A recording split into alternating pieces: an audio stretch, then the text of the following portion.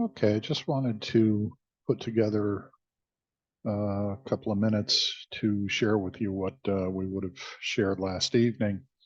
Due to the wildfires, I don't know if you've seen them on the news. I guess there's fires in South Jersey, the Pine Barrens. There was, a pretty good brush fire in part of Jersey City. So anyway, popping up kind of all over the place. One of the more major fires is up in West Milford, New Jersey, up north, and that's where I live. So Route 23 was closed. Power was out for a couple of different areas and for a few hours. And last evening's class, I was wondering, geez, why can't I get on? Well, apparently, I guess either wires were down at some point, or certainly internet access for that area. So um, let me go through some of this share screen here. And this was a sample that one of our colleagues had put up in a previous class. It's management 711, not 713. But in any event, so we're looking at doing something innovative, arguably creative, and so forth. And one of the things that I had mentioned that I was very concerned with was the idea that sometimes we do things that are, less than commercially viable. So with this group, and this was done over a full semester, not the abbreviated semester that we have. The idea was just like we would in an entrepreneurial course, I wanted to make sure we had the financials here. So this was their project, and I allowed them to work in small groups. So they did this thing called Beaches in a Jar, and the definition of innovation to them was the notion of executing an idea which addresses a specific challenge and achieves value for both the company and the customer. And you remember we were chatting about the idea of, well, we need to come up with our own definition of innovation and so forth. Well, that's kind of what they did here. And it's not a bad definition. Executing an idea which addresses specific challenge and achieves value for both company and customer. That's not bad. I wanted to incorporate something that said disruptive, but maybe that's a secondary argument. They continued in their presentation that innovation in its modern meaning is a new idea, creative thoughts, new imaginations in form of device or method or, whatever it happens to be. We chatted a little bit about that. And we have some PowerPoints and other things that definitely take us in that direction.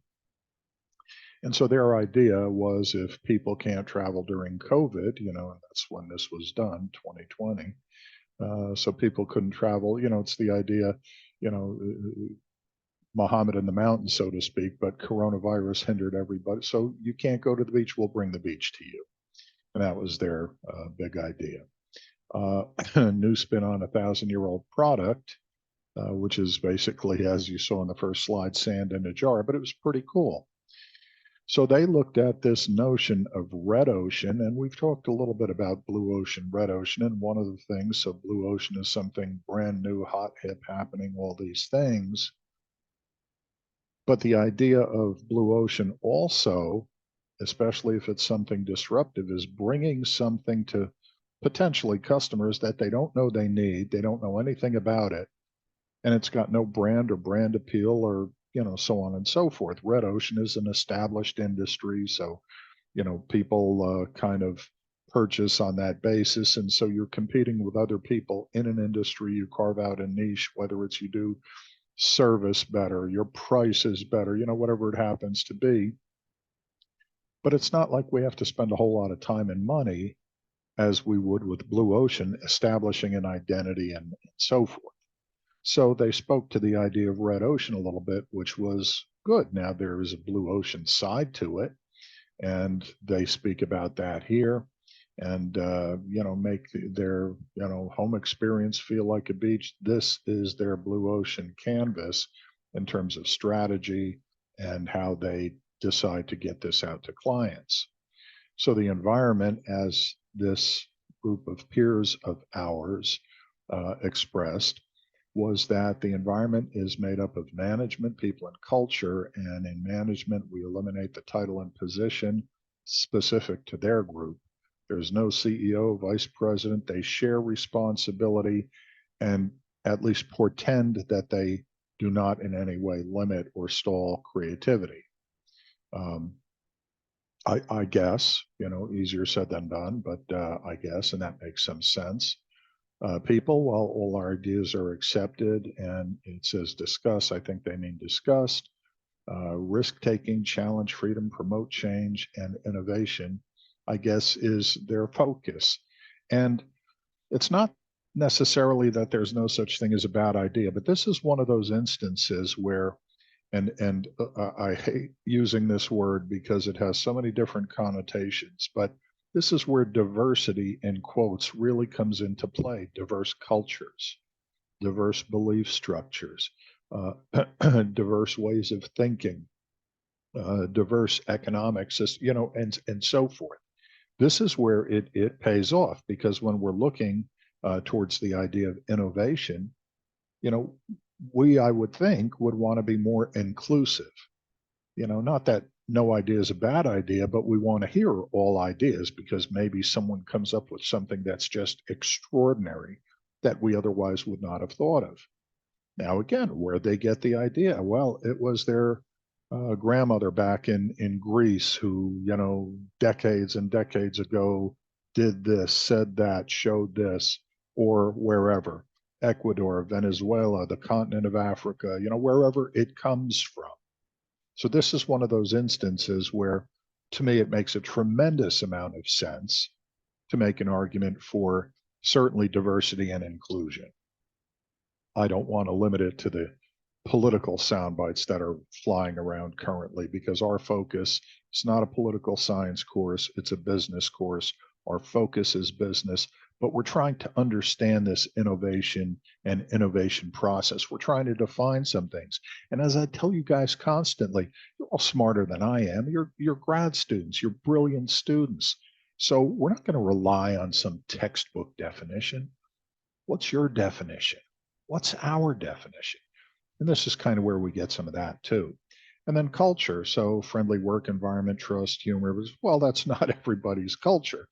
I've been in organizational structures that there wasn't a hell of a lot of trust.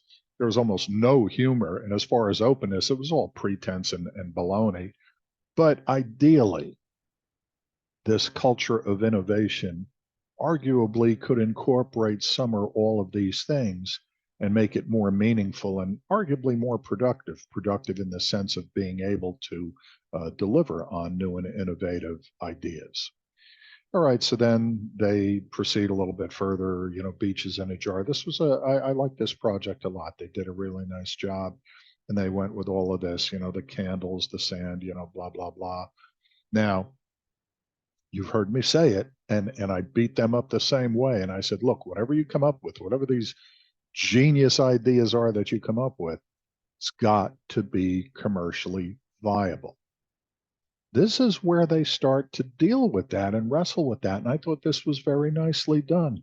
Total cost of goods sold, you know, uh, the per jar price, the gross profit per jar. Um, Again, whether or not you think the jar with a candle with sand was a good idea or bad idea is kind of less the point. But they've at least worked through, it's what business is, how they're going to make money. So this is pretty cool. They go beyond that. What we won't need for year one. Well, that's pretty refreshing, because normally it's, you load your double barrel BS gun and we need this for salaries and this for this and this for that. Pardon me. And look at what they're doing here. First year, no salaries. They're all going to continue to work in their day job, so to speak. Coffee ground or something, I don't know, until year 3 or 4. No rent. They're going to be like Hewlett Packard and Microsoft and so many. They're going to be a real garagetronics operation. They're going to work out of their garage. One of the things that so many startups, with arguably innovative thoughts and ideas, make the mistake at is it's the old build it and they will come. Well, we're going to build a website and we're going to buy all this machinery and buy all this crap and lease the space and do all. Well, you're killing yourself with expenses before you've made $1. I mean, you know how many businesses fail? How many good ideas get flushed because they'll never see the light of day and so forth. So anyway, so they took some pains to point out this is some of the stuff they're not going to need for year 1. Smart group, like I say, very very smarter than me. The illustrations you can make your own. So they talk about the inverse relationship between cash flows and expenditures, and they highlight specifically advertising. And then they have a straight line, which, and I don't think sales, and again, it's a regression. So when you're doing linear trend line or linear regression, you're taking a bunch of data points and trying to, smooth out or attenuate the noise, the blips, and get an underlying trend. Well, this was their trend for sales, or at least this is what they portend will happen. And so you can see a very important relationship between cash flows, because look at the start. Now this is your horizontal axis is time, 2 months, 3 months, that's 7 months, 8 months, 12 months, and so forth. And you start with an amount of cash. Well, you've got a lot of outflows, which is why I say the idea of build it and they will come is a pretty crappy idea, because you're flushing a lot of money before you make $1. And at some point the lines cross, in this case, arguably here. And, so you've got money coming in and it attenuates the outflows. And over time, you begin to get to a point where, yes, you hit that sweet spot again. And these lines, arguably, if it continues, will go, your revenues will exceed, or your cash flows, your inflows will exceed, your sales and sales projections. You'll start to make money, bank money, and so forth. This I love. This, I want to make sure I'm clear on this. I highly recommend you incorporate this. You're going to get a crappy grade if you don't have this in your final product, because this is everything. In whether it's General Motors with a new innovative whatever the hell it happens to be, this is the kind of analysis you really need to be doing. At some point, before you sell unit 1 of beach in a jar, or some new electronic device or something like this, you've got a hell of a lot of outflows before you start making inflows. And that's really what you're looking at, and especially in a small operation. So if your innovative idea is something new and it's going to be a garagetronics, very entrepreneurial venture, well, cash is king. You've heard the cliche. Cash is everything. Yes, balance sheet, income statement, statement of cash flows. Cash is everything. You may have receivables, that you're going to get hopefully in 30 days. And maybe it's 60 and maybe it's 90, and some percentage will be never. But that's not money in the bank yet. It's a receivable. You haven't been paid yet. In the meantime, you've got arguably salaries. Well, they said they were going to defer salaries, but you've got salaries, you've got insurance, you've got rent, you've got, you get the point. So a very good hypothecation of cash flows or statement of cash flows is hugely important. And this they did very well. I like this project a lot. And then they go on to talk about, here's what's happening quarter 1, quarter 2, quarter 3, quarter 4. Then they start to talk about projections for next year, which is a good idea. And, they didn't load their double barrel BS gun. They've got a lot of good sourcing here, web sourcing and other. So this is what I was going to speak to last night when well, I guess you guys all were able to sign on or at least get to that point where it says somebody's going to let you in soon. Well, I was not able to access that, and I can't do anything on this damn cell phone, even on good days. So I don't even try that. But I apologize for not being able to get there last night. Circumstances beyond my control. I presume somehow or other, because I live up in West Milford. Um, I presume that whatever all the great stuff that's happening up there created some kind of interference. So anyway, as I said in the email that I sent out, after I said not able to sign on, that I'd put out some announcements and I'd put together a small video and put that out. Well, this is that small video. So thank you for watching, and we'll be back on, I presume, next week. Let me just double check before I misspeak, because we're already into April. So yeah, we'll be meeting next Wednesday, the 19th. Hopefully, you're starting to work on this idea of a final deliverable and so forth, and email me with any concerns, and we can set up a private Zoom if we need to. It looks like, excuse me, a beautiful, warm, sunny day out there. So enjoy. As I always say, family comes first. Your safety and health come first. Nothing, and I mean zero, ungats, dua diddy. Nothing we do at the university is more important than those things. So have a blessed day to everyone, and we'll chat soon.